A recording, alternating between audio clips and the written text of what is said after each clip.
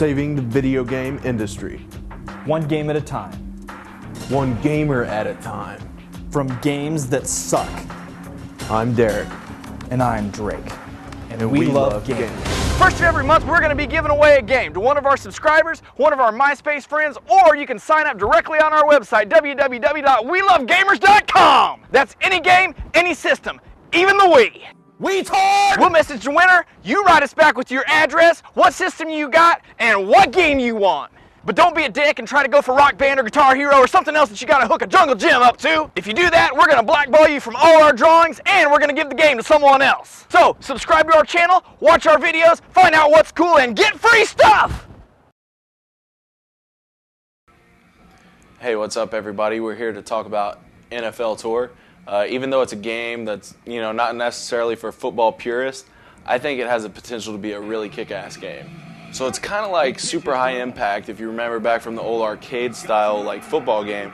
It's just not as fast, but I actually think it's better. Alright, so the first question I have about this game is why did it launch now? I mean, football season's practically over. I mean, shouldn't it have launched back in like August? So there's a real like carnival-esque atmosphere to this game. I really wish they would have changed up some of the stadiums a little bit, like maybe if you were playing in Dallas, there was an open range and cowboys out on it, or something like that. Or maybe if you were playing in New York, you were down in the streets of the city and all you saw were these huge skyscrapers around you. I think they probably could have did a little better job of where the games were actually being played. As far as gameplay goes, the first beef I got, the announcer sucks. Have you ever heard about electrofishing? Constantly repeats things and even calls attention to it. Do you like video game announcers that repeat themselves? Neither do I. Too bad. Gentlemen, just because you call attention to it doesn't make it right. Did you know that Kansas City is situated in Tornado Alley, an area of the Midwestern United States where tornadoes, well, they happen a lot? The dude also makes 3 different comments that I counted about Earl Grey tea. Does anyone else really think that Earl Grey smells like a fruity cereal? So all of those stupid comments came in one half of one game. Ultimately, this game is a score fest. I mean, all you do is drop major bombs and break huge runs. But it's good. I mean, what do you expect? That's what you get when you're playing like an EA big game. But you also can land huge hits on defense, and that's pretty cool. Okay, so it's a football game, so all the gameplay controls, like as far as your movement, pretty much the same, except for the passing controls. By default, they pretty much suck. You got to cycle through your receivers by hitting the circle button, and then hit X to throw it.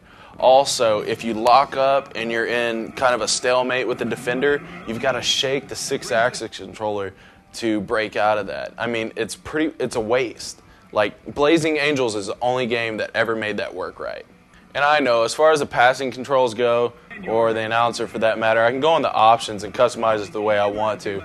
Say, I don't have to listen to that guy.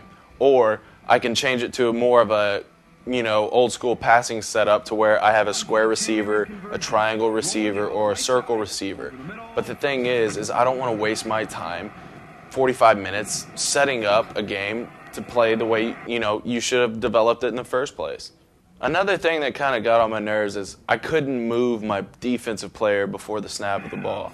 I mean, it's totally legal in the pros, but my guy's locked there in a position. Also, I want to be able to late hit somebody. I know you might get a flag thrown or whatever. I don't care about the penalty. If somebody breaks an 80-yard run on me, let me run up and just clean his clock. Cheap shot him. One of the things I do like about this game is there are no team-based offenses or defenses. So I don't have to learn a whole different playbook for a different team if I choose to play with somebody else.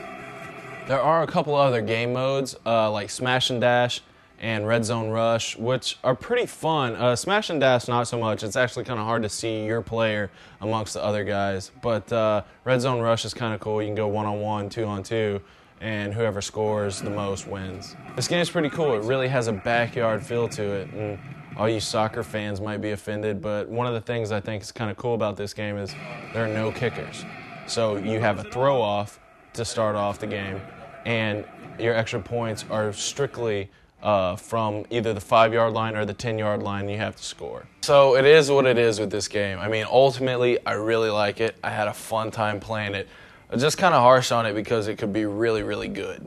It just seems like EA Big is an afterthought. We know EA Sports is a priority, but I just wish they'd try a little harder because they're about that close to having a really cool game and being a complete sport, company for purists and fanatics alike. So if you like this style of a football game, you could probably go out and get it and be happy with it. But me, I'm going to wait till the next installment because maybe by then they'll have some of this stuff fixed. That's what I'm talking about there, baby. All right, so tune in next week when Drake reviews Burnout Paradise.